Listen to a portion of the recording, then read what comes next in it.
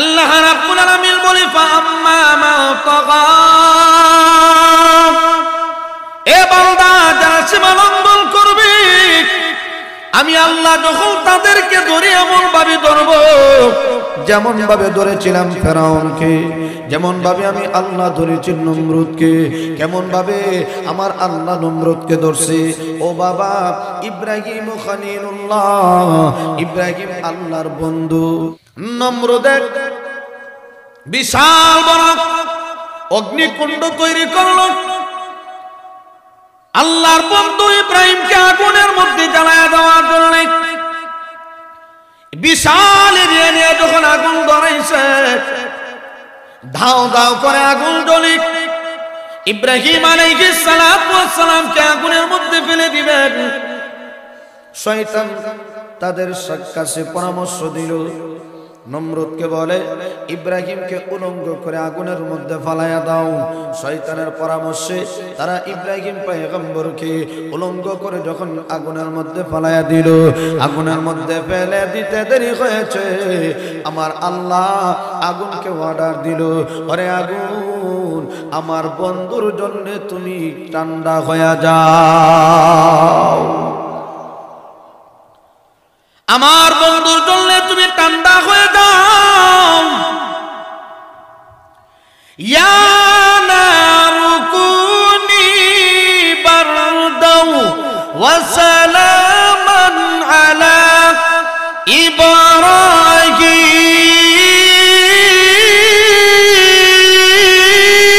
ইব্রাহিম। আল্লাহ বলে আগুন আমার পয়গম্বর ইব্রাহিমের জন্য তুমি ঠান্ডা হয়ে যাও, ঠান্ডা। আল্লাহ যখন আগুনকে অর্ডার দিলেন, আগুন ইব্রাহিম পয়গম্বরকে জ্বালায় নাই, পশম পর্যন্ত জ্বলে নাই, একটা পশম পর্যন্ত আগুনে জ্বালাই নাই। সুবহানাল্লাহ জুড়ে বলেন। এই জন্য ভাই নমরুদে কত সময় পরে পরে উকি দেয়া দেখে ইব্রাহিম পয়গম্বর আগুনে জ্বলছে কিনা। এখন তাকায়া দেখে আগুনে জ্বালাবে দূরের কথা, ইব্রাহিম পয়গম্বর আগুনের মধ্যখানে ফুলের বাগানের মধ্যে বসা আছে।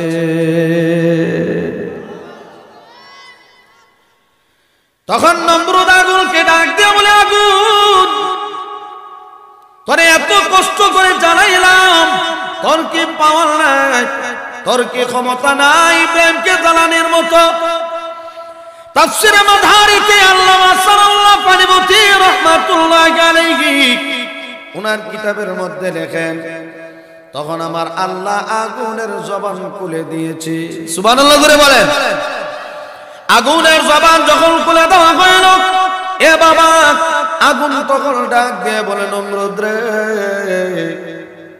আমি আগুনের পাওয়ার আছে না নাই, আমার সাথে একটু মুলাকাত কর, আসো আমার কাছে একটু দেখ আমি আগুনের পাওয়ার আছে নি। আওয়াজ করে লা ইলাহা ইল্লাল্লাহ।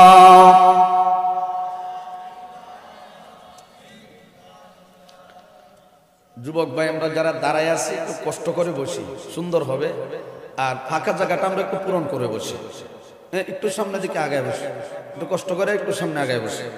মাশাআল্লাহ ভাই একটু সামনে আসেন, সুবহানাল্লাহর আওয়াজ যেন মাইকে আসে, নিয়ত করে সামনে আসেন, সামনে আসেন।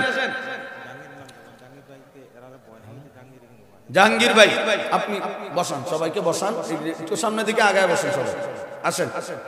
আপনাদের প্রধান অতিথি বিবারিয়া থেকে আগরতলা আনসারী রহমাতুল্লাহি আলাইহি হুবহু সাগরে সেম বয়ান শুনবেন ইনশাআল্লাহ।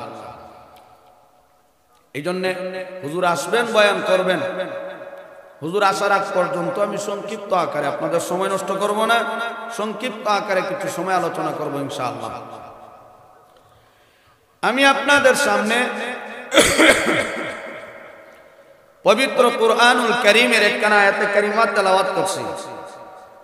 প্রিয় নবী সাল্লাল্লাহু আলাইহি ওয়াসাল্লামের অসংখ্য গণিত হাদিসের ভান্ডার থেকে ছোট্ট একখানা হাদিস আমি আপনাদের সামনে পাঠ করছি। আল্লাহ যদি তৌফিক দান করেন আয়াতে কারিমা হাদিসকে সামনে রেখে কিছু সময় আলোচনা করব ইনশাআল্লাহ। আমার ভাই, আল্লাহ বলেন মুমিনরা সফলতা অর্জন করবে যদি মুমিনগুলি তিনটা গুণ অর্জন করতে পারে। যারা তিন গুণ অর্জন করবে আল্লাহ বলেন আমি তাদেরকে সফলতা দান করব। একটু জবানটা খুলে সুবহানাল্লাহ বলো। রাগ করতেছেন আমার প্রতি? আমি তো আপনাদের এলাকায় নতুন, রাগ করার তো আর কথা না। আমার বয়ান আছে 10:30, উঠছি 11টায়, এটা তো আপনাদেরই লাভ। আমার তো নিতে আপনারা তো খুশি নি না বেজা? তো একটু মহব্বতে আওয়াজ দিবেন, একটু শরীরটা নাড়াচাড়া দেন, একটু ঠান্ডা লাগতেছে। তো এই জন্যে মোটর সাইকেলে আসছি তো অনেক কষ্ট হয়, ঠান্ডা লাগে। এই জন্য আমি একটু জোরে জোরে কথা বলতেছি, আপনারাও জোরে বলবেন, তো আশা করি ঠান্ডা লাগতো না। তো আমার ভাই, যারা তিন গুণ অর্জন করবে আমি আল্লাহ তাদেরকে সফলতা দান করব। 1 নাম্বার, যারা আল্লাহকে ভয় করবে। 2 নাম্বার, আল্লাহকে রাজি খুশি করার জন্য মাধ্যম তালাশ করবে। 3 নাম্বার, আল্লাহ রাস্তায় জিহাদ করবে, প্রচেষ্টা করবে। লাআল্লাকুম তুফলিহুন, আল্লাহ বলেন আমি আল্লাহ তোমাদেরকে সফলতা দান করব। সুবহানাল্লাহ জোরে বলেন। তো সফলতা যদি অর্জন করতে হয় কয়টা গুণ লাগবে? একটু আওয়াজ করে কোন? 3 গুণ অর্জন করতে হবে। 1 নাম্বার, ইয়া আইয়ুহাল্লাযীনা আমানুত্তাকুল্লাহ।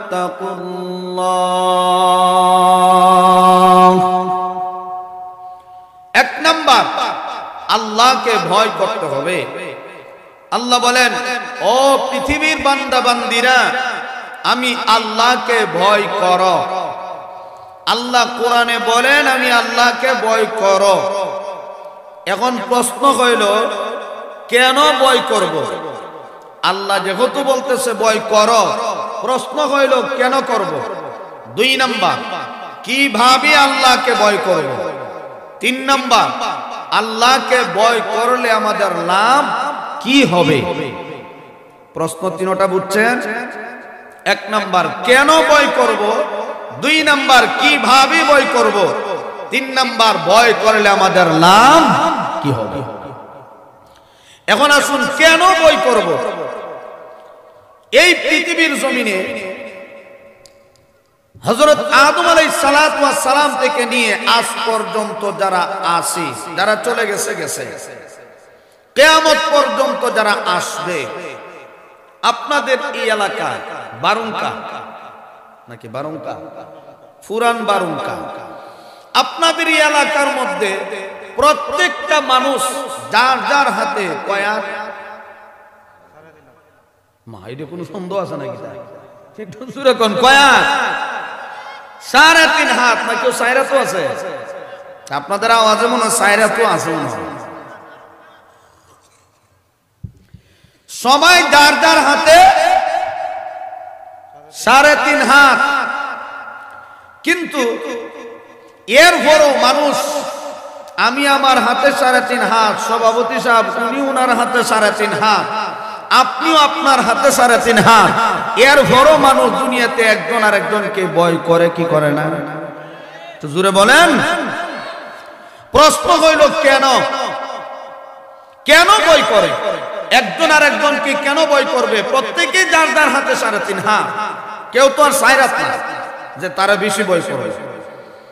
কিতাবে লেখে মুফাসসিরিন ব্যাখ্যা করে পৃথিবীর জমিনে একজন আর একজনকে কেন ভয় করে, এই কেন প্রশ্নের জবাবে 4টা কারণ উল্লেখ করা হয়েছে। পৃথিবীতে মানুষ একজন আরেকজনকে 4টা কারণে ভয় পায়। কয়টা কারণে? একটু জোরে বলেন। 4টা। তো আমার ভাই, 4টা কারণে মানুষ একজন আরেকজনকে ভয় পায়। 1 নাম্বার, যার ক্ষমতা বেশি লোকে তারে ভয় পায়। ঠিক বেঠিক যদি বুঝেন তাহলে ঠিক কইেন। মানুষ দুনিয়াতে একজন আর একজনকে ভয় পায় যার ক্ষমতা বেশি, ঠিক না? যার ক্ষমতা বেশি লোকে তারে ভয় পায়। 2 নাম্বার, যার সৈনিক বেশি লোকে তারে ভয় পায়। যে গোষ্ঠীর মধ্যে লাঠি বেশি এই গোষ্ঠীর সবাই ডরায়। কথা কন, যে গোষ্ঠীর মধ্যে এক সাইজের 40 জন যুবক আছে এই গোষ্ঠীর লোকে কেউ লাগবে না, মাত্র না দেন না কেউ লাগবে না। যে এলাকাকে ঢুকবো ঘর বাড়ি একটা থাকতো না, সব ধ্বংস করে নিব, কারণ এক সাইজের। এই জন্য যে গোষ্ঠীর মধ্যে লাঠিওয়ালা বেশি এই গোষ্ঠীর সাথে কেউ লাগে ভয় পায়। 3 নাম্বার, যার অস্ত্র বেশি লোকে তারে ভয় পায়, ঠিক না? যার সাথে পিস্তল থাকে, পিস্তল, এরা কি বলেন আপনারা? সন্ত্রাস। এই সন্ত্রাসের শরীরে কেউ কেউ গুতা দেয়নি যে কেমন আছো, ভালো আছো না, আমার তো না আপনারা, তার লগে পিস্তল আছে। এখন গুতা দিতে গেল ঘুষ করে দিতে হবে, যদি গুলি করিয়া সাথে সাথে শেষ, ঠিক না? পুলিশ আছে না, পুলিশ, এই পুলিশে কেউ কেউ গুতা দেয়নি, হ্যাঁ, দেখলে দৌড়ে। আর আগের পুলিশ এখন রয়েছে না, এখন ডিজিটাল পুলিশ, মাত্র না দেন আপনারা, ডিজিটাল পুলিশ, পুলিশের ডরাই না আর গাইলা। এই জন্য যার কাছে পিস্তল আছে এর এক সন্ত্রাস, যার সাথে অস্ত্র বেশি লোকে তারে ভয় পায়। 4 নাম্বার, যার অর্থ সম্পদ বেশি, টাকা পয়সা বেশি লোকে তারে ভয় পায়।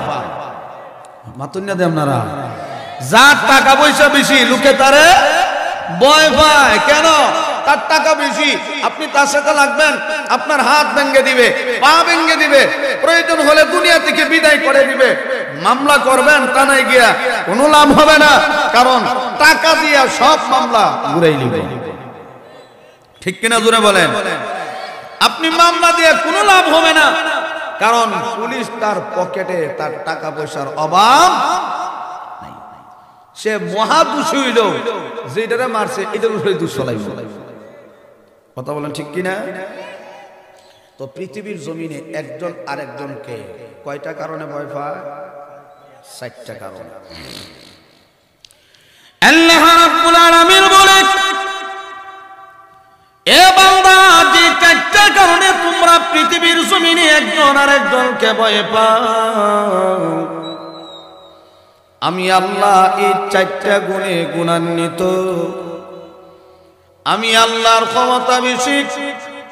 2 নাম্বার, আমি আল্লাহর সৈনিকের অভাব নাই। 3 নাম্বার, আমি আল্লাহর অস্ত্রের অভাব নাই। 4 নাম্বার, আমি আল্লাহর অর্থ সম্পদের অভাব নাই। এই জন্য আমার ভাই, আল্লাহ বলেন আমি আল্লাহর ক্ষমতা বেশি। কেমন ক্ষমতা জানো? আমি আল্লাহর দ্বারা বড় কঠিন। আমি আল্লাহ যদি কাউকে ধরে ফেলি তাহলে ধরার মতো ধরি, আর আমি আল্লাহ যখন কোনো বান্দাকে ছাড় দেয় তখন আমি আল্লাহ ওই বান্দাকে সুযোগ দেই, ঠিক কিনা? ইন্না বাতশা রাব্বিকা লাশাদীদ।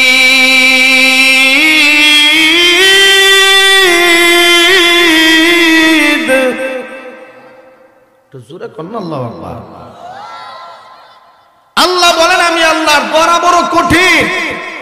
আমি আল্লাহ যদি কাউকে ধরে ফেলি শক্ত করে ধরি, আর যখন ধরি না তখন সুযোগ দেই।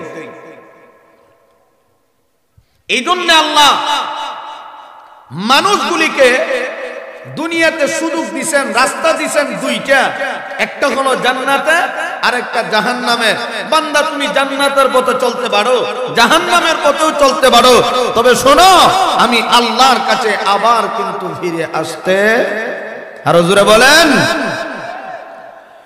আফা হাসিবতুম আন্নামা خلقناكم عبثا وأنكم إلينا لا ترجعون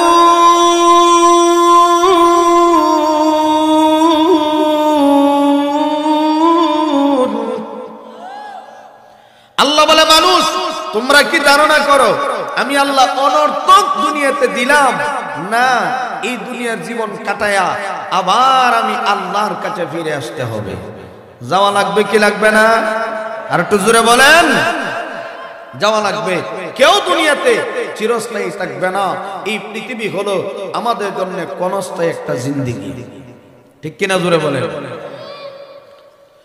এই জন্য আমার ভাই আল্লাহ রাব্বুল আলামিন বলে ওয়াহাদাইনাহুন নাজদাইন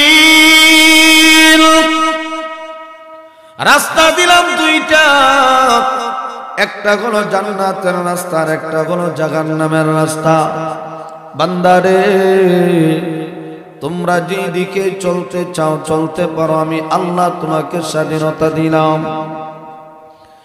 আমি আল্লাহ কারো হায়াত 40 দিলাম কারো আবার 50 কেউ আবার 60 বছর হায়াত পায় কেউ আবার 70 বছর হায়াত পায় কেউ আবার 80 বছর হায়াত পায় কেউ আবার 100 বছর হায়াত পায় আল্লাহ রাব্বুল আলামিন বলে বান্দারে এই 100 বছর হায়াত আমি আল্লাহ তোমাকে দিলাম এতটুকু সীমাবদ্ধ এর বাইরে কিন্তু মানুষ দুনিয়াতে বাঁচে না আল্লাহ দুনিয়া থেকে উঠায় নিয়ে যায় আল্লাহ বলে বান্দা এই 60 বছর 70 বছর 80 বছর 100 বছর পর্যন্ত তোমাকে দুনিয়াতে ছেড়ে দিলাম তুমি যেই দিকে চলতে চাও চলতে পারো কিন্তু বান্দারে শুনে রাখো আমি আল্লাহর কাছে কিন্তু ফিরে আসতে হবে অতএব তুমি দুনিয়াতে চলে গিয়েছো আমি আল্লাহ তোমাকে দুনিয়াতে দিলাম বান্দারে এই দুনিয়া পাওয়ার পরে আমি আল্লাহকে ভুলে যাও না কারণ আমরা সবাই আল্লাহর সাথে ওয়াদা করে আসছিলাম আল্লাহ আপনি আমাদের রব আল্লাহ আমাদের রূহ জগতে আল্লাহ আমাদেরকে প্রশ্ন করেছিলেন আলাস্তু বিরাব্বিকুম এ বান্দা আমি কি তোমাদের রব নই আমরা বলেছিলাম কালু বালা ও আল্লাহ আপনি আমাদের রব এই রূহ জগৎ থেকে আমরা যখন ওয়াদা করে আসছি আল্লাহ আমাদেরকে দিলেন আলমে আরহাম মায়ের পেটে আল্লাহ আমাদেরকে দিলেন এই আলমে আরহাম মায়ের পেট থেকে আমার আল্লাহ আলমে দুনিয়ার জগতে পাঠিয়ে দিলেন এখন আমরা আছি আলমে দুনিয়ার জগতে আছি দুইটা জগৎ অতিক্রম করে তৃতীয় নম্বর জগতে আছি সামনে আরো দুইটা আলমে বরজাখ কবরের জগৎ আলমে আখিরাত হাসরের মাঠ সামনে আরো দুইটা জগৎ আছে এরপরে কে জান্নাতি আর কে জাহান্নামী হাসরের কঠিন ময়দানে সিদ্ধান্ত হবে কে জান্নাতি হবে আর কে জাহান্নামী হবে এই জন্য বান্দা আমার আল্লাহ রাব্বুল আলামিন বলে বান্দা ওই দিনকে ভয় করো যেদিন আমি আল্লাহর সামনে এসে দাঁড়াতে হবে আমি আল্লাহর সামনে দাঁড়ায়া জবাবদিহি করা লাগবে বান্দারে ওই দিনকে ভয় করো যেদিন আমি আল্লাহর সামনে একত্রিত হওয়া লাগবে আল্লাহ রাব্বুল আলামিন বলেন ওয়াত্তাকু ইয়াওমান তুরজাউনা ফীহি ইলাল্লাহ এ বান্দা ওই দিনকে ভয় করো যেদিন আমি আল্লাহর সামনে একত্রিত হওয়া লাগবে সুম্মা তুওয়াফা কুল্লু নাফসিন মা কাসাবাত সেই দিন পরিপূর্ণ বদলা দেওয়া হবে যা তোমরা দুনিয়াতে কামাই করো ওয়া হুম লা ইউজলামুন আল্লাহ বলেন আমি আল্লাহ তোমাদের প্রতি জুলুম করব না। ওয়া হুম লা ইউযলামুন, জুলুম করা হবে না। পৃথিবীর জমিনে মানুষ একজন আর একজনের উপরে জুলুম করে। আল্লাহ বলেন হাসরের কঠিন ময়দানে আমি আল্লাহ তোমাদের প্রতি জুলুম করব না। বান্দারে, বড় মহব্বত করে তোমাদেরকে বানাইলাম, বড় চমৎকার চেহারা তোমাদেরকে দিলাম। বান্দারে, এত নিয়ামত তোমাদেরকে দিলাম। ও বান্দা, জাহান্নামে দেওয়ার জন্য তোমাদেরকে আমি আল্লাহ বানাই নাই। আমি আল্লাহ জান্নাত দেওয়ার জন্য তোমাদেরকে বানাইলাম। অতএব বান্দা, তোমার অপকর্মের কারণে তুমি যদি জাহান্নামী হও, এতে আমি আল্লাহর কোনো অপরাধ নাই, আমি আল্লাহর কোনো দোষ নাই।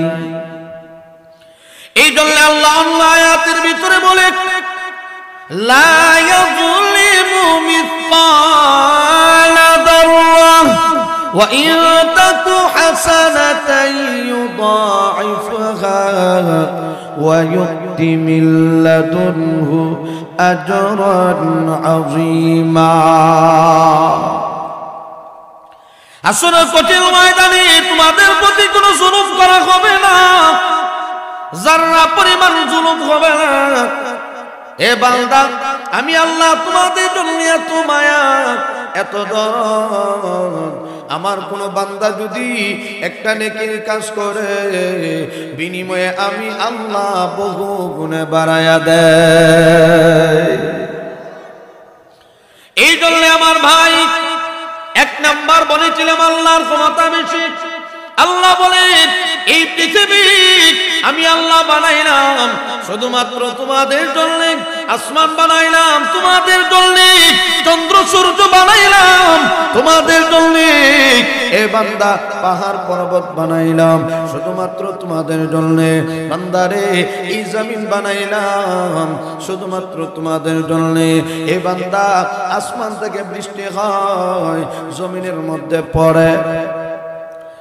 এই জমিন থেকে বিভিন্ন প্রকারের ফল, বিভিন্ন প্রকারের ফসল আমি আল্লাহ বের করে করে তোমাদেরকে খাওয়াই। সুবহানাল্লাহ, জোরে বলেন। একই জমিন থেকে কত কিছু বের হয়। একই জমিন থেকে কাঁঠাল বের হয়, একই জমিন থেকে আপেল বের হয়, একই জমিন থেকে কমলা বের হয়, একই জমিন থেকে বরই বের হয়, একই জমিন থেকে আঙ্গুর বের হয়। আল্লাহ রাব্বুল আলামিন বলে, বান্দারে, একই জমিন থেকে আমি আল্লাহ কত রকমের ফল তোমাদের জন্য বের করি শুধুমাত্র তোমাদের খাওয়ার জন্য। বান্দারে, এইগুলি খাইবা আর আমি আল্লাহর ইবাদত করবা। এই জন্য ভাইরা আমার, আল্লাহ বলেন এক নাম্বার আমি আল্লাহর ক্ষমতা বেশি। কোটিবিহীন বিশাল বড় আসমান আল্লাহ রাব্বুল আলামিন বানাইছে। আল্লাহ বলে, বান্দারে, এইগুলি শুধুমাত্র তোমাদের জন্য বানাইলাম। তোমরা দুনিয়াতে গেছো, আমি আল্লাহর ইবাদত করো। ইবাদত যদি করতে পারো, আমি আল্লাহ তোমাদেরকে সম্মান দিব। শুধু তা না, মরতে দেরি হবে, আমি আল্লাহ তোমাদেরকে জান্নাত দিতে দেরি করব না। এই জন্য আমার ভাই বলেছিলাম, পৃথিবীর জমিনে মানুষ একজন আরেকজনকে ভয় করে চারটা কারণে। এক নাম্বার, যার ক্ষমতা বেশি, আমার আল্লাহর ক্ষমতা কম না বেশি? আর জোরে বলে, আমার আল্লাহর ক্ষমতা কত বেশি? আল্লাহ মাঝে মধ্যে দেখায় দিয়েছে আমার আল্লাহর ক্ষমতা এত বেশি। যেমন ভাবে আমার আল্লাহ ক্ষমতা দেখাইছেন নমরুদের বেলা, আমার আল্লাহ ক্ষমতা দেখাইছেন ফেরাউনের বেলা। এই ফেরাউন, এই নমরুদ এত সীমা লঙ্ঘন করেছে, এত অতিরঞ্জিত হয়ে গেল। আল্লাহ রাব্বুল আলামিন বলে, ফাআম্মা মা তাগা, এ বান্দা, যারা সীমা লঙ্ঘন করবে আমি আল্লাহ যখন তাদেরকে ধরে এমন ভাবে ধরব যেমন ভাবে ধরেছিলাম ফেরাউনকে, যেমন ভাবে আমি আল্লাহ ধরেছি নমরুদকে, কেমন ভাবে আমার আল্লাহ নমরুদকে ধরছে। ও বাবা, ইব্রাহিম খলিলুল্লাহ, ইব্রাহিম আল্লাহর বন্ধু। কার বন্ধু? আরো জোরে বলেন। নমরুদের বিশাল বড় অগ্নিকুণ্ড তৈরি করলো, আল্লাহর বন্ধু ইব্রাহিমকে আগুনের মধ্যে জ্বালায় দেওয়ার জন্য। বিশাল এরিয়া নিয়ে যখন আগুন ধরাইছে, ধাও ধাও করে আগুন জ্বলে, ইব্রাহিম আলাইহিস সালামকে আগুনের মধ্যে ফেলে দিবেন। শয়তান তাদের কাছে পরামর্শ দিল, নমরুদকে বলে ইব্রাহিমকে উলঙ্গ করে আগুনের মধ্যে ফালাইয়া দাও। শয়তানের পরামর্শে তারা ইব্রাহিম পয়গম্বরকে উলঙ্গ করে যখন আগুনের মধ্যে ফালাইয়া দিল, আগুনের মধ্যে ফেলে দিতে দেরি হয়েছে, আমার আল্লাহ আগুনকে অর্ডার দিল, ওরে আগুন, আমার বন্ধুর জন্য তুমি ঠান্ডা হয়ে যাও, আমার বন্ধুর জন্য তুমি ঠান্ডা হয়ে যাও।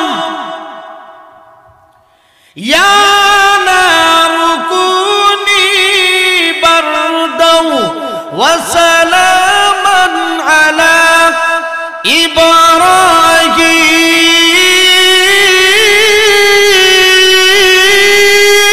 ইব্রাহিম। আল্লাহ বলে আগুন, আমার পয়গম্বর ইব্রাহিমের জন্য তুমি ঠান্ডা হয়ে যাও, ঠান্ডা। আল্লাহ যখন আগুনকে অর্ডার দিলেন, আগুন ইব্রাহিম পয়গম্বরকে জ্বালায় নাই, পশম পর্যন্ত জ্বলে নাই, একটা পশম পর্যন্ত আগুনে জ্বালাই নাই। সুবহানাল্লাহ জুড়ে বলেন। এই জন্য ভাই, নমরুদে কত সময় পরে পরে উকি দেয়া দেখে ইব্রাহিম পয়গম্বর আগুনে জ্বলছে কিনা। এখন তাকায়া দেখে আগুনে জ্বালাবে দূরের কথা, ইব্রাহিম পয়গম্বর আগুনের মধ্যখানে ফুলের বাগানের মধ্যে বসা আছে।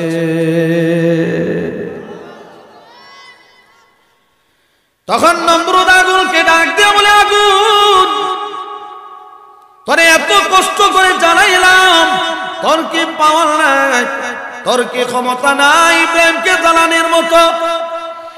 তাফসীরে মাদারিকে আল্লামা সাল্লাল্লাহু পানিপতি রাহমাতুল্লাহি আলাইহি ওনার কিতাবের মধ্যে লেখেন, তখন আমার আল্লাহ আগুনের জবান খুলে দিয়েছে। সুবহানাল্লাহ করে বলেন। আগুনের জবান যখন খুলে দেওয়া হলো, এ বাবা, আগুন তখন ডাক দিয়ে বলে, নমরুদ রে,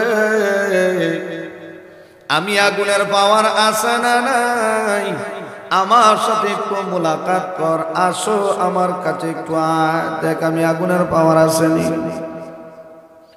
আগুনে যখন ডাক দিছে, এবার নমরুদে পলায়ন করে, আগুনে ডাকে, নমরুদে বাগে। যেই খালি নেতা এখন পিছনে না চায়, খালি সামনের দিকে দৌড়ে, পিছনে আর চায় না। আগুনে যখন ডাক দেয়, এখন বাপরে বাপ, আগুনের কথা কয়। যেই কালি নমরুদ দৌড়তে শুরু করছে, ল্যাংরা মশা একটা বই দিচ্ছে রাস্তা, আল্লাহ যাইতেছে গা, বলে কেডা? নেতা বাগে, একটু অনুমতি দিলে আমি মশা নেতার একটু সাইজ করে নিতাম। আল্লাহ কজা, তোর অনুমতি দিছি, দিকে এখন কি করতে পারো? যেই ল্যাংরা মশা, ঠ্যাং ভাঙ্গা, তো ঠ্যাং ভাঙ্গা ল্যাংরা নুলা তো মারাত্মক। এই ল্যাংরা মশা এখন লাভ দিয়ে গিয়ে ঢুকছে নাকে দিয়া, ঢুকিয়া বরাবর সিনাসন মগজ থেকে বইছে, বইয়া কত সময় পরে পরে ইঞ্জেকশন মারে। ইঞ্জেকশন যখন মারে, নমরুদে হাত দিয়া আঘাত করে। এখন হাতের আঘাতে এখন হাতের মধ্যে ব্যথা হয়, তো একটারে ডাক দিছে, তুই আয়, আমি হাত দিয়া পারবো না, এখন তুই জুতা লো, জুতা, এই জুতা লই আমার মাথার মধ্যে বেরিয়ে। এখন যে জুতা দিছে, এখন জুতা দেখাইলে দু মাথার মধ্যে বাইরিয়া, পিছনে সামনে পিছে ডানে বামে চতুর্দিকে খালি জুতা দে বাইরিয়া। এখন জুতার বাড়ি কেন লাগে? নমরুদ তোরে তো হইতো না, আরেকটা ডাক দে। এখন যখন আরেকটা গেছে, এটা দেখো এত জুতার বাড়ি দিতে পারে না, তুই মুগুর লো, মুগুর বেন্দা লো, এই মুগুর দিয়ে আমরা বাড়ি দিবি। ঠিক আছে, এখন মুগুরের দায়িত্ব যখন দিছে, এও বড় টেনশন আছে, নেতার মাথা যদি ভাইটা মমতাজের ভাইটা যায় এইটা না, যদি মাথা ভাইটা যায় তাও তো আমার চাকরি থাকতো না। এখন হেও বড় টেনশনও আছে, মুকুর যখন লইছে এখন নম্র তো ডানে বাড়ি মার, এখন মুকুর দিয়ে আস্তে করে বাড়ি মারে, বামে দে বামে আস্তে করে মারে, সামনে পিছনে যখন বাড়ি দে ইটা বাড়ি আর লাগে না, নম্র তো জুড়ে বাড়ি দিবি ইটা বাড়ি হইতো না, হেও টেনশনও আছে, যদি মাথা ভাইটা যায় তাহলে সমস্যা আছে, আমার চাকরি তো এমনি শেষ। এখন নম্র দেখো যদি জুড়ে না দিবি তাহলে তো চাকরি এমনি থাকতো না। এখন তো ঠিক আছে, যেহেতু নেতা অনুমতি দিচ্ছে, আমার সমস্যা কি, বাড়ি দিলে মাথা আমি না বাড়ি দিব, মাথা বাট্টা আমার কি নম্র দেখো জুড়ে বাড়ি দিবে বলে ঠিক আছে। মশা যখন মধ্য খান বরাবর একটা কামড় দিছে, এমনি নম্র দেখো দে বাড়ি, যে খালি দেখ হয়েছে এমন জোরে বাড়ি মারছে, মাথা দুই টুকরা। এখন ল্যাংরা মশা বাইরে, আল্লাহ নেতারা সাইজ করে নিয়েছি, নেতারে সাইজ করে নিয়েছি, ল্যাংরা মশা বাঘ না মাথা থেকে বেরিয়ে এখন বাঘে, আল্লাহ নেতারা শেষ করে নিয়েছি, আর দরকার নাই। তাহলে এই আল্লাহ কি এখনো আসেনি? নতুন না আপনারা আল্লাহ আসেনি এখন? আল্লাহ যদি তাকে নমরুদের মতন নেতারে যদি জুতা দেয়া বেরিয়া ল্যাংরা মশা দিয়া যদি আল্লাহ সাইজ করতে পারে, আমাদের মতো হাতি বাতি নেতারে আল্লাহ সাইজ করলে মশাও তো লাগতো না, ঠিক কিনা জোরে কর? এই জন্য আমার ভাই আল্লাহর ক্ষমতা বেশি। দুই নাম্বার, আমার আল্লাহর সৈনিকের অভাব নাই। আল্লাহ রাব্বুল আলামিন বলে, বন্ধু আমার, আমি আল্লাহর সৈনিকের অভাব নাই। নবী গো, আপনি কি দেখেন না আমি আল্লাহর ঘর বাইতুল্লাহ কেমন ভাবে আমি আল্লাহ হেফাজত করেছিলাম। ألم تر كيف فعل ربك بأصحاب الفيل ألم يجعل كيدهم في تضليل وأرسل عليهم طيرا أبابيل ترميهم بحجارة من سجيل। الله বলেন, নবী আমার, আপনি কি দেখেন না আমি আল্লাহ গোষ্ঠী বাহিনীর সাথে কেমন ভাবে আচরণ করলাম? আলাম ইয়াজআল কাইদাহুম ফি তাদলিল, আমি আল্লাহ তাদের কৌশলকে ব্যর্থ করে দিলাম। ওয়া আরসালা আলাইহিম তায়রান আবাবিল, আমি আল্লাহ যাকে যাকে পাখি পাঠায়া দিলাম, আমি আল্লাহ সৈনিকগুলো পাঠায়া দিলাম। এ সৈনিকেরা যাও, আমি আল্লাহর ঘরের হেফাজত করো।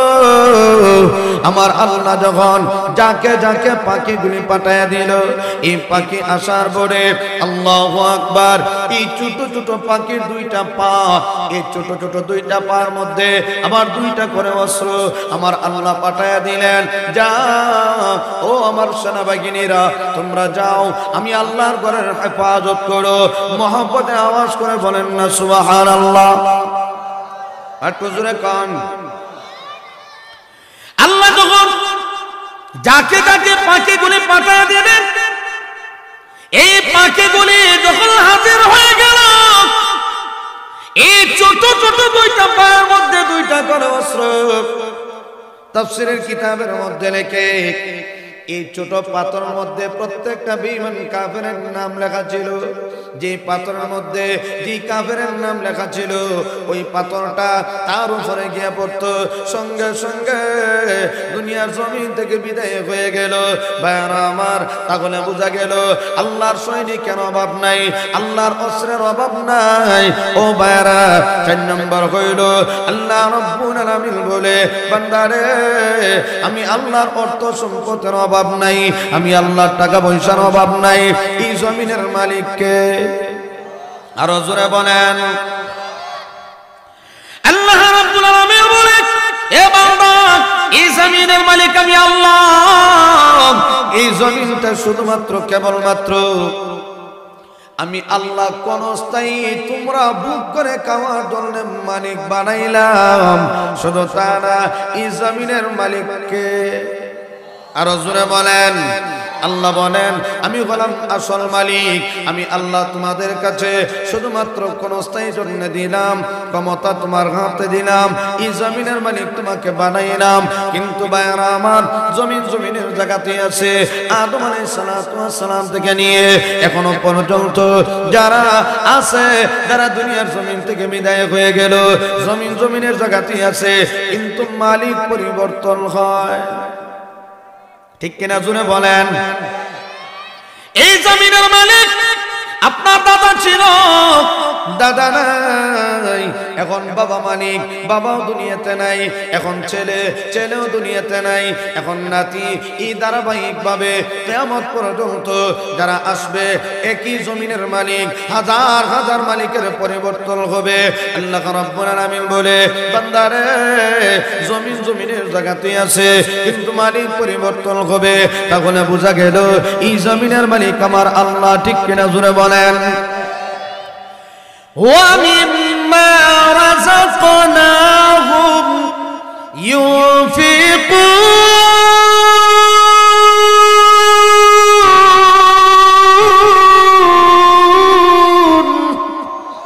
আল্লাহ বলেন আমি আল্লাহর দেওয়া সম্পদ থেকে আমি আল্লাহ রাস্তায় খরচ করো।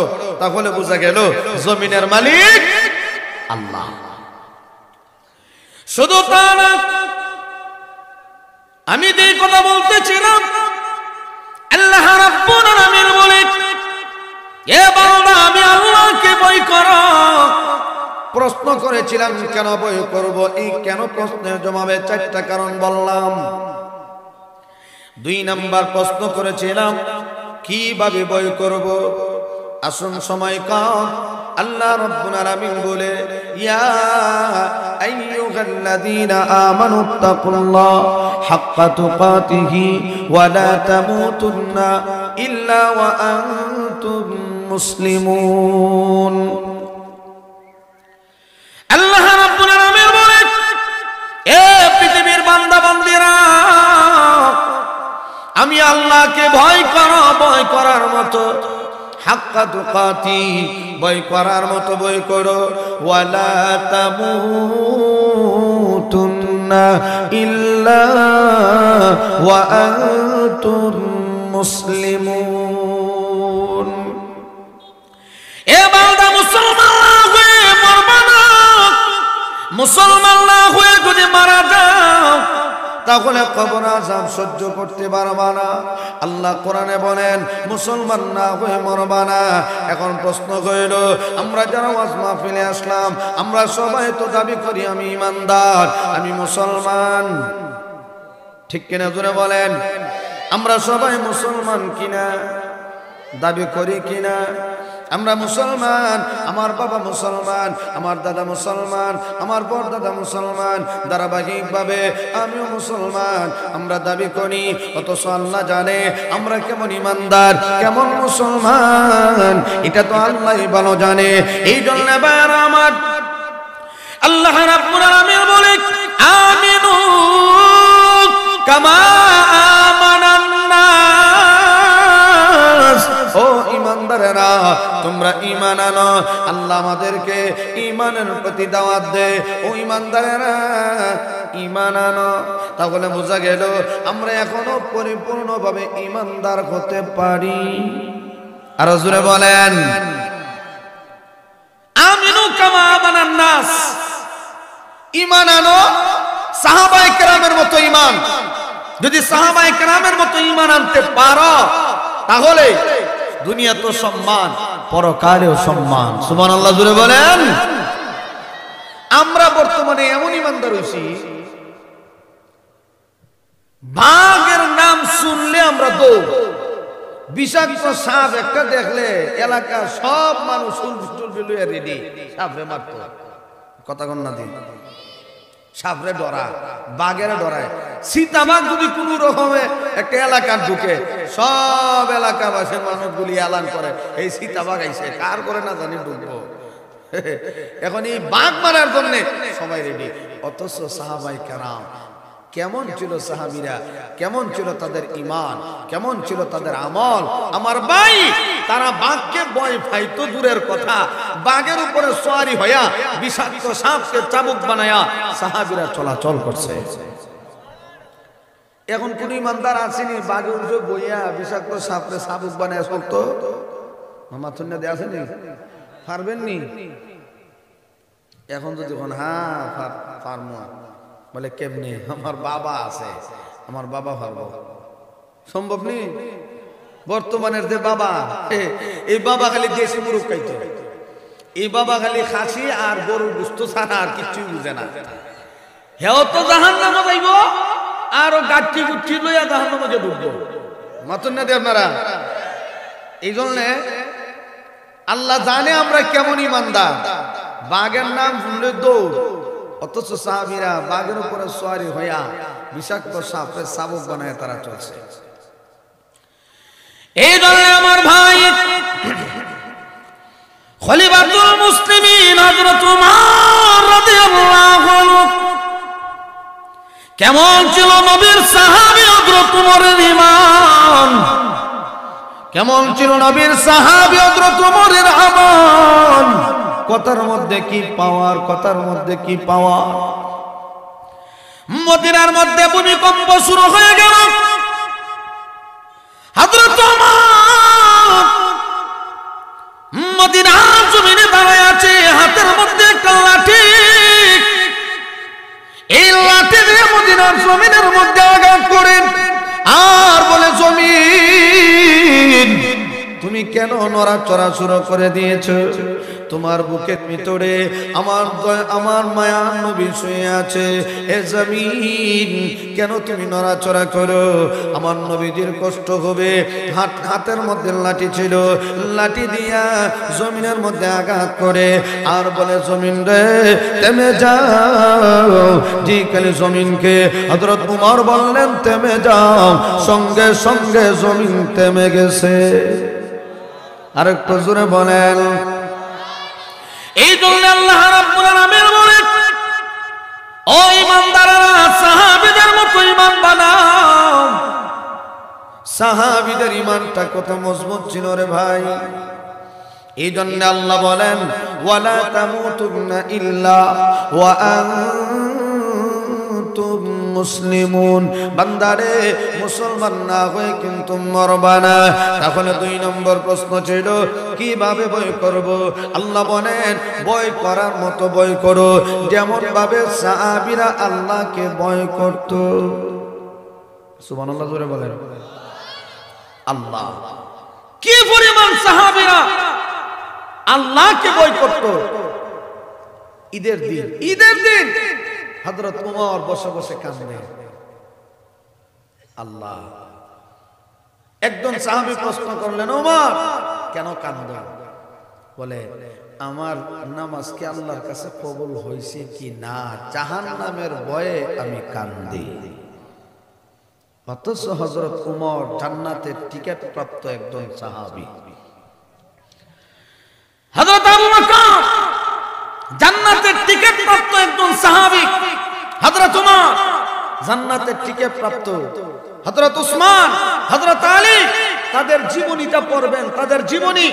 হযরত আবু বকর, উমর, উসমান, আলী তাদের জীবনীটা পড়বেন। সুযোগ থাকলে ঘরের মধ্যে বসে বসে পড়বেন, বিবিকেও পড়াবেন। দেখবেন সাহাবায়ে কেরাম আল্লাহর ভয় কি পরিমাণ তাদের অন্তরে আল্লাহর ভয় ছিল। এই জন্য আমার ভাই সংক্ষিপ্ত করে নিলাম, আল্লাহকে ভয় করার মতো ভয় করতে হবে। 3 নাম্বার বলেছিলাম, আল্লাহকে ভয় করলে আমাদের লাভ কি হবে? সবাই কিন্তু দুনিয়ার লাভ বুঝে, আখিরাতের লাভ বুঝে না। দুনিয়ার যেদিকে লাভ হয় মানুষ কিন্তু ওই দিকেই দৌড়ায়। মানুষ যেদিকে লাভ দেখে ওই দিকেই দৌড়ায়। কেউ যদি 1 কাপ চা, 1 কাপ পান আর একটা সুরজ যদি ধরায় দিতে পারে, তাহলে দেখবেন তার পিছনে পিছনে সারাদিনই ঘুরে। আছে না নাই? নির্বাচনের সময় আইলে মেম্বারের পিছে দেখবেন 100, 150, 200 লোক আছে। এই চা দে, সুরট দে, পান দে, সারাদিনই ঘুরে। একটা চা খাইবো, একটা পান খাইবো, আর মাঝে মধ্যে একটু সুরট টান দিব। সব জায়গা তো আর দিতারা না, পিছনে গিয়া মাঝে টান দিয়া এরপরে আবার দল যুগ হয়। এটা হইলো দুনিয়ার লাভ।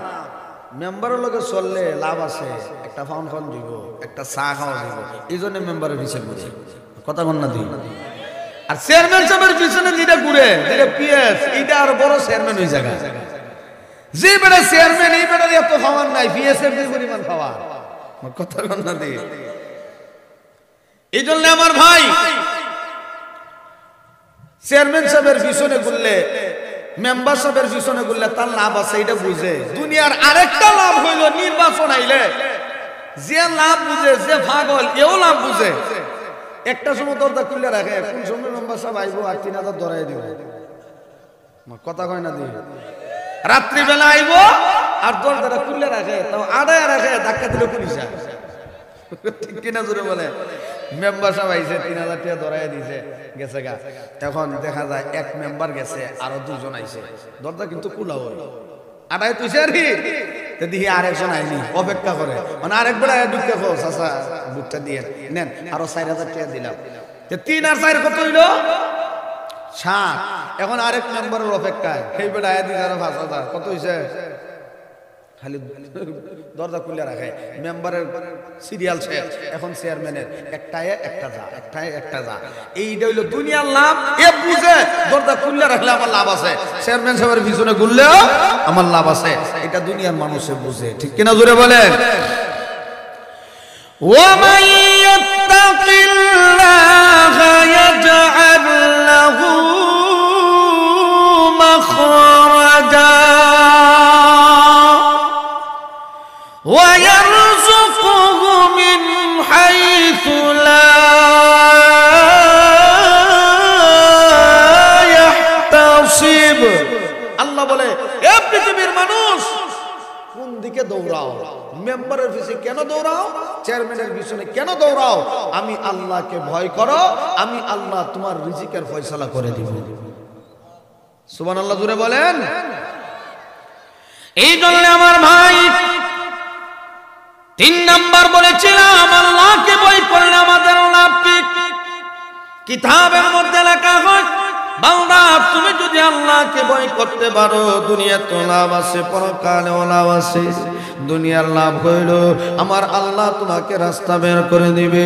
শুনো তা না, আমার আল্লাহ এমন ভাবে তোমার রিজিকের ফয়সালা করবে, বান্দারে কল্পনাও করতে পারবে না। সুবহানাল্লাহ বলে। শুধু তা না, দুনিয়াতে আল্লাহ ইজ্জত সম্মান বাড়ায় দিবে। আল্লাহ রাব্বুল আলামিন তাকওয়াওয়ালা মানুষগুলোকে সম্মান দুনিয়াতে বাড়ায় দিবেন। একজন যুবক আল্লাহকে কি পরিমাণ ভয় করত। তার বাসাটা ছিল আল্লাহর ঘরের সামনে, বাইতুল্লাহ, আল্লাহর ঘর। আল্লাহর ঘরের সাথে তার বাসা ছিল, একটা তাঁবুর মধ্যে অবস্থান করত। যুবকের নাম হইল কাজী আবু বকর। এই যুবক অল্প বয়সে আল্লাহকে এত পরিমাণ ভয় করেছে। আমার ভাইয়েরা, বিভিন্ন দেশ থেকে যখন হাজী সাহেবরা আল্লাহর ঘর তাওয়াফ করার জন্য যখন যায়, ওই যুবক হাজী সাহেবদের খেদমত করে করে কিছু টাকা ইনকাম করে, আর এইভাবে তার দিন রাত পার করে। আমার ভাই, কিতাবে লেখা হয় কাজী আবু বকর তার মাও নাই, বাবাও নাই, আত্মীয় স্বজন বলতে কেউ নাই। কাজ করলে খাবার আছে, কাজ নাই তো খাবার নাই। একদিন কাজী আবু বকর আল্লাহর ঘরের সামনে দিয়া কোথায় যেন বের হইল। এমনি তাকায় দেখে রাস্তার মধ্যে মূল্যবান একটা জিনিস পড়ে আছে, স্বর্ণের হার। এই স্বর্ণের হার যখন দেখলো কাজী আবু বকর, এবার স্বর্ণের হার দেখার পরে হাতের মধ্যে উঠাইয়া আবার মাটির মধ্যে রেখে দিল। উদ্দেশ্য হইল, এই জিনিসের মালিক তো আমি না, এই জিনিসটা নিয়ে যদি আমি এখান থেকে চলে যাই, আসলে কঠিন ময়দানে আল্লাহর আদালতে দাঁড়ায় আমাকে জবাবদিহি করা লাগবে। আল্লাহু আকবার জোরে বলেন।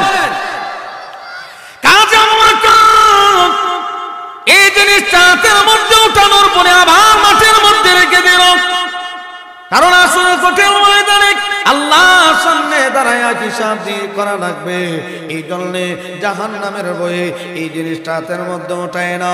আবার যখন রেখে গেল, একটু সামনে দিকে চলে গেল, এবার বিবেকের সাথে প্রশ্ন করে, এ কাজে ওয়াকার, জিনিসটা মাটির মধ্যে রেখে দিই না, এখন জিনিসটা যদি অন্য কেউ নিয়ে যায় তাহলে আসল মালিক পর্যন্ত পৌঁছবে না।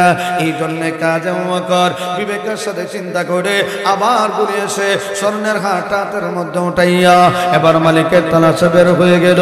কিতাবের মধ্যে লেখা হয়, কাজে ওয়াকার আল্লাহর ঘরের চতুর্দিকে যে সমস্ত হাদিসাবরা তাঁবু টানায়া অবস্থান করে, প্রত্যেকটা হাদিসাবের তাঁবুর সামনে গিয়ে এলান করে, আসেননি কোনো হাদিসাব, আপনার মূল্যবান জিনিস যদি হারায়া থাকে আমার কাছে বলেন, প্রমাণ দিতে পারলে আপনার জিনিস আপনার খাতায় উঠাইয়া দিব। এবার একদিন, 2 দিন, 3 দিন এলান করার পরে কোনো মালিক খুঁজে পাওয়া যায় না। ওইদিকে যুবকটা কাজ করলে খাবার আছে, কাজ নাই তো খাবার নাই। কাজ আমার কাজ 3 দিন পর্যন্ত কোনো কিছু খায় না, চেহারাটা দুর্বল, চেহারাটা মলিন হয়ে গেল, বডিটা দুর্বল হয়ে গেল। 3 নম্বর দিন আসর থেকে নিয়ে মাগরিবের আগ টাইমে যখন এলান করে এমন সময় তাকায়া দেখে একজন মুরব্বী হাদিসাম পাগলের মতো দৌড়াইয়া কাজী আবু বকরের সামনে এসে দাঁড়ায় গেল। ও বাবা, আমি শুনেছি তুমি নাকি একটা স্বর্ণের হার পেয়েছ। ও বাবা, এই স্বর্ণের হারের মালিক আমি। যুবকটা কয়েকটু প্রমাণ দেন। হাদিস সাহেব প্রমাণ দেওয়ার পরে কাজী আবু বকর জিনিসটা হাতের মধ্যে উঠায় দিল। উঠায় দেওয়ার পরে আল্লাহর কাছে শুকরিয়া আদায় করে, ওগো আল্লাহ, হাসরের কঠিন ময়দানে আমাকে জবাবদিহি করা লাগবে না, আমি মালিকের হাতে জিনিসটা পৌঁছায় দিলাম। ওইদিকে হাদিস সাহেব হাতের মধ্যে স্বর্ণের হার পাওয়ার পরে এই স্বর্ণের হাত যখন হাদিস সাহেব হাতের মধ্যে পাইলেন, এবার যুবকের চেহারার দিকে তাকাইলেন আর তাকায় বলে, বাবা রে, এত অল্প বয়সে, এই যুবক বয়সে তুমি আল্লাহকে এত পরিমাণ ভয় করো, তোমার চেহারা প্রমাণ করে তুমি একজন আল্লাহর ওলি। সুবহানাল্লাহ জোরে বলেন। ও বাবা, তোমার চেহারা প্রমাণ করে তুমি একজন আল্লাহর ওলি। অতএব বাবা রে, তোমার চেহারা প্রমাণ করে তুমি 2-3 দিন ধরে না খেয়ে আছো, এই নাও আমি তোমাকে কিছু হাদিয়া দিলাম, তোমার চাহিদা মতো খেয়ে ফেলবা। এই জন্য ভাইরা আমার, মুরব্বী যখন হাদিয়া তার তাকে হাদিয়া দেওয়ার জন্য কিছু বিনিময় দিতে চায়, যুবক নেয় না। শুধু তা না, বিনিময় আমি নিব না। বিনিময় যদি নিতে হয়, বিনিময় দিবেন কে? আল্লাহ। কিতাবে লেখে এক পর্যায়ে কাজী আবু বকর মুরব্বীর কাছ থেকে বিদায় নিয়ে চলে গেছে। অনেক দিন পরে তার সাথীবর্গকে নিয়ে রওনা হয়েছে। রওনা হওয়ার পরে নদীর মধ্যখান দিয়ে যখন রওনা হয়েছে দিনের কাজে, নৌকাটা যখন নদীর মধ্যখানে গেছে, বাতাসের কবলের মধ্যে পড়িয়া নৌকা ভেঙ্গে চুরমার হয়ে গেছে, সবাই মারা গেল, কিন্তু কাজী আবু বকরকে আল্লাহ হেফাজত করছে। সুবহানাল্লাহ জোরে বলেন। হেফাজত করার পরে যুবকটা একটা দ্বীপের কাছে গিয়া যখন তার দেহটা লাগছে, জ্ঞান ফিরার পরে, মসজিদ পাওয়ার পরে মসজিদের মধ্যে গিয়া আল্লাহর শুকরিয়া আদায় করে। শুধু তা না, শুকরিয়া আদায় করে, নামাজ পড়ে, আল্লাহর কাছে দোয়া করে, আল্লাহ তোমার 1000 কোটি শুকরিয়া, তুমি আমাকে হেফাজত করছো। সুবহানাল্লাহ জোরে বলেন। এই দ্বীপের মধ্যে 40 দিন অবস্থান করার পরে মুরব্বীরা যুবকের সাথে একটা মেয়েকে বিবাহ দিবে প্রস্তাব দিছে। বাবা, আমাদের এলাকার মধ্যে একজন হাজী সাহেব, ওনার মেয়ে আছে আবেদা সালেহা, এই মেয়েটাকে তোমার কাছে উঠাই দেব। যুবক বলে, ঠিক আছে, আমার কোনো আপত্তি নাই। যুবকও রাজি, এখন মেয়েও রাজি। উভয় যখন বিবাহ শাদী হয়ে গেল, এখন কাজী আবু বকর গেছে বিবির সাথে মোলাকাত করতে। বাসর করে গিয়ে যখন ঢুকছে, গিয়া দেখে গলা থেকে নিয়ে পায়ে পা পর্যন্ত পুরা শরীরের মধ্যে স্বর্ণের অলংকার। সুবহানাল্লাহ কইতেন না। এখন যখন স্বর্ণের অবস্থা দেখছে, কাজী আবু বকর বিবির গলার দিকে তাকাইছে, তাকায় দেখে একটা স্বর্ণের হার দেখা যায়। কাজী আবু বকর মনে মনে চিন্তা করে যে স্বর্ণের হার তো আমি কোথায় যেন দেখছি। এখন বিবিরে প্রশ্ন করে, আচ্ছা কত দেখি, এই স্বর্ণের হার তুমি কোথায় পাইছো? এমনিতেই বিবি ডাক দিয়া কয়, আমার বাবা এই স্বর্ণের হার মক্কা থেকে কিনছিল, কিনার পরে আমার বাবা তাবুতে ফেরার সময় হাত থেকে স্বর্ণের হার পড়ে গেছে। একটা যুবক আমার বাবার হাতে উঠিয়ে দিছে, বাবাও কিছু হাদিয়া দিল, যুবক নিছে না, দোয়া নিয়ে চলে গেছে। আমার বাবা আমাদের দেশে আসার পরে ঘটনাটা বলছে, আমার বাবা দুনিয়া থেকে বিদায় হওয়ার আগে আমার বাবা বলতেছে, ও মা, আমার জীবনের একটা আশা ছিল। বলে কি আশা? যে ওই যে যুবকটা মক্কার মধ্যে আমার হাতে স্বর্ণের হার উঠাই দিছে, এই যুবকটা যদি আমাদের দ্বীপের মধ্যে তার বাড়ি হইতো, আশেপাশে হইতো, আমরা ওই যুবকের হাতে, আমি তোমাকে যুবকের হাতে উঠাই দিতাম। মনে হয় এই আশা পূর্ণ হবে না, তবে তুমি 5 ওয়াক্ত নামাজ পড়বা, আল্লাহর কাছে দোয়া করবা, আল্লাহ তোমাকে ওই যুবকটা তোমার কাছে আল্লাহ পৌঁছায় দিতে পারে। এই ঘটনা যখন বলে, কাজী আবু বকর চোখের পানি ছেড়ে দিয়ে কান্দে, আর বিবিকে ডাক দিয়ে বলে, বিবি, তুমি যে যুবকের ঘটনা বলতেছো, এই যুবকটা আর কেউ না, এই যুবকটাই হলাম আমি, কাজী আবু বকর। আরো জোরে বলেন। কাজী আবু বকর আল্লাহর শুকরিয়া আদায় করে চোখের পানি ছেড়ে দিয়ে কান্দে, লাফ দিয়ে দাঁড়ায় গেল। আল্লাহর কোরআন থেকে একটা আয়াত তেলাওয়াত শুরু করে দিল, ইন্নামা ইউওয়াফাস সাবিরুনা আজরাহুম বিগাইরি হিসাব। ও আল্লাহ, কেউ যদি ধৈর্য ধারণ করে তুমি এত বিনিময় দাও। আল্লাহু আকবার। কাজী আবু বকর শুধুমাত্র কেবলমাত্র 1 দিন 2 দিন 3 দিন ধৈর্য ধরার কারণে আমার আল্লাহ স্বর্ণের হার তো ফিরাই দিল, সাথে একজন নেককার বিবিও আমার আল্লাহ পুরস্কার হিসাবে দিয়েছে। দুনিয়াতে ভয় করলে আল্লাহ সম্মান দেয় কি দেয় না? আরো জোরে বলেন। পরকালে আল্লাহ বলেন মুত্তাকিদের জন্য আরেকটা পুরস্কার আছে। কি পুরস্কার? এখন যদি হঠাৎ করে আপনাদের এলাকার মেম্বার সাহেব, চেয়ারম্যান সাহেব বা মন্ত্রী, এমপি যদি কেউ আয়ে, ওনার সম্মানার্থে কিন্তু একটা শেয়ার দেওয়া হয়, ঠিক কিনা জোরে বলেন? ওনার সম্মান আছে, উনি এলাকার প্রতিনিধি, এই হিসাবে ওনাকে একটা চেয়ার দেওয়া হয়। ঠিক আল্লাহ বলেন হাসরের কঠিন ময়দানে যারা তাকওয়াওয়ালা মানুষ, আমি আল্লাহ তাদেরকে আহলান সাহলান সুস্বাগতম জানায়া সুন্দর একটা চেয়ার আমি আল্লাহ তাদেরকে দান করব। ইয়াউমা নাহশুরুল মুত্তাকিনা ইলার রাহমান।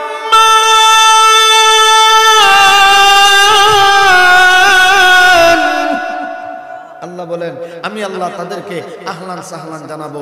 শুধু তা না, মুত্তাকিদেরকে দলে দলে আল্লাহ জান্নাত পর্যন্ত পৌঁছায় দিবে।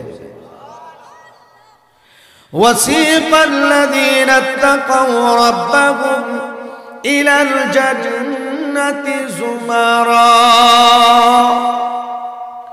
حتى إذا جاءوها وفتحت أبوابها وقال لهم خزنتها سلام عليكم طبتم فادخلوها خالدين।